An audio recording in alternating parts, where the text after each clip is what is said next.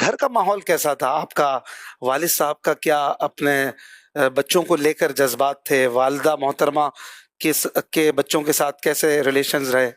دیکھیں آج میں جو کچھ ہوں، میں کئی بیانات میں بھی یہ کہہ چکا ہوں، اس میں بہت بڑا کردار میرے والد صاحب کا ہے۔ والد صاحب کا میں نے ایک بہت زبردست ایک انداز دیکھا تھا۔ ایک تو میرے والد صاحب پر اللہ کی مہربانی یہ ہوئی کہ جیسے ہی دعوت اسلامی بنی جی ویسے ہی امیر اہل سنت سے ان کی دوستی ہوگی فرام دا اسٹارٹ۔ جی تو اب وہ دوستی ہو گئی تو ابو پہلے ماحول میں نہیں تھے، داڑھی شریف بھی امیر اہل سنت کی ترغیب پر انہوں نے رکھی،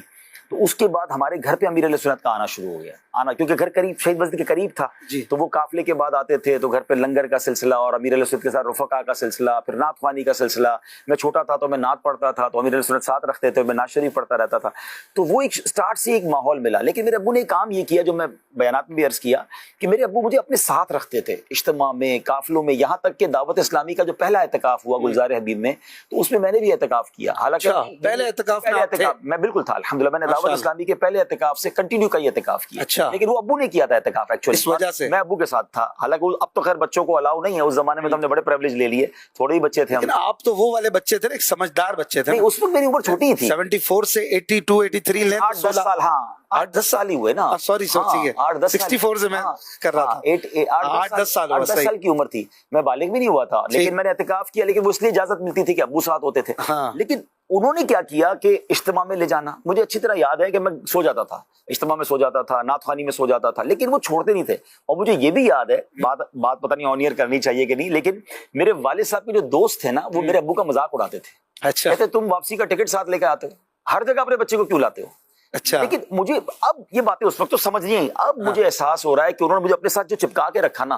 وہ ایک ایسا موقع تھا کہ انہوں نے مجھے کہیں اور نہیں جانے دیا، انہوں نے مجھے نیک ماحول سے ہی وابستہ رکھا۔ اور ایک ایج کے بعد جب میری عمر 14 ایئرز کے قریب ہو گئی تو انہوں نے پھر مجھے چھوڑ دیا۔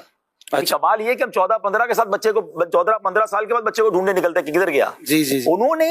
جو بیسکس تھی نا وہ اللہ کی رحمت سے درست کی، دعوت اسلامی والے سے جوڑ دیا۔ 14-15 ایئرز کے بعد انہوں نے کہا اب آپ خود جائیں۔ اب میں گلزار حبیب خود سے جاتا تھا بس کے اندر۔ اچھا، میں الحمدللہ ہر امیر اہل سنت کا ان دنوں میں جمعے کو اجتماع ہوتا تھا، روڈ اجتماع، ہر جمعے کو میں جہاں گلزار حبیب میں اعلان ہوتا تھا، اشفاق مجھے یہ وہ والی بس تھی جو علاقے میں چلتی تھی؟ ہاں، جو کراچی شہر کے اندر بسیں چلتی ہیں نا، بسوں میں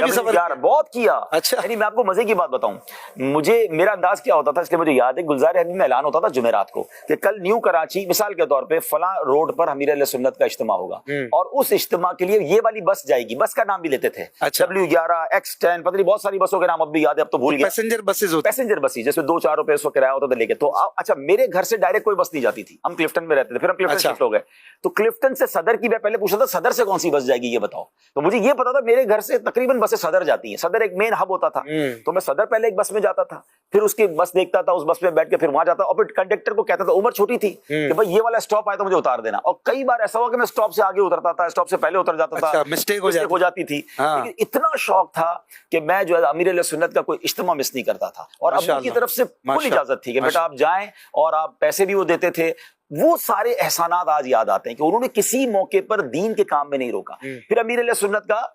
پنجاب کا سفر شروع ہوا۔ اب اس کا ایک چٹکلا آپ کو سناؤں کہ الحمدللہ جذبہ بھی تھا اور والدین کی طرف سے جو شفقت تھی کہ پھر پنجاب کا جدول شروع ہوا۔ امیر اہل سنت کا ایک قافلہ روانہ ہوتا تھا کراچی سے پشاور تک کے لیے، اس میں سندھ میں بیانات ہوتے تھے، پنجاب میں ہوتے تھے، پھر خیبر پختونخوا تک یہ قافلہ جاتا تھا۔ تو امیر اہل سنت نے آپ فرماتے تھے میرے ساتھ کوئی نہیں آئے گا، ہمارا ایک جدول ہوگا، آپ سب نے اطراف کے علاقوں میں جانا ہے۔ 5-6 قافلے چلتے تھے، اس کو چین بنانا کہتے تھے نا۔ تو کچھ لوگ کیا ہوتا تھا کہ امیر اہل سنت حیدرآباد میں ہے نا، تو ایک قافلہ سکھر میں ہوگا، ایک قافلہ میرپور خاص میں ہوگا، ایک قافلے کو اجازت ہوگی وہ حیدرآباد میں اس اجتماع کی تیاری کرے گا، اگلا قافلہ اگلے اجتماع کی تیاری کرے گا، یعنی پورے ٹور میں ہر قافلے کو 1 یا 2 یا 3 امیر اہل سنت کے ایونٹس ملیں گے، باقی وہ نیکی کی دعوت دیتے ہوئے آگے تک جائیں گے۔ میرا دل چاہتا تھا میں امیر اہل سنت کے ساتھ جاؤں، اجازت ملتی نہیں تھی، تو مجھے یہ پتا تھا مکتبۃ المدینہ والے نا امیر اہل سنت کے ساتھ رہتے ہیں، تو میں مکتب والوں کو کہتا مجھے بھی ساتھ لے جاؤ نا، میں آپ کی کیسٹ بھی بیچوں گا، میں آپ کے اسٹال پہ بھی کھڑا ہو جاؤں گا۔ مجھے وہ دن یاد ہے کہ میں مکتبے کے اسٹال پہ کھڑے ہو کے اعلان کرتا تھا، قبر کی پکار لے جائیں، کتاب کیسٹ ہوتی تھی نا، تو میں نعرے لگاتا تھا، انہوں نے اس لیے مجھے رکھ لیا کہ یار یہ ٹھیک ہے بچہ جو ہے نا نعرے لگاتا، آواز بھی بھاری ہے۔ اچھا مجھے دیکھ کے کیسٹیں زیادہ بک جاتی ہوں گی، اب یاد جا رہا ہے، تو میں اس طرح جو ہے نا امیر اہل سنت مسکراتے تھے کہ اس نے دیکھو اپنا ترکیب بنا لی ہے اور یہ مکتبے والوں کے ساتھ چل رہا ہے۔ تو یہ سارے الحمدللہ سفر ہوئے۔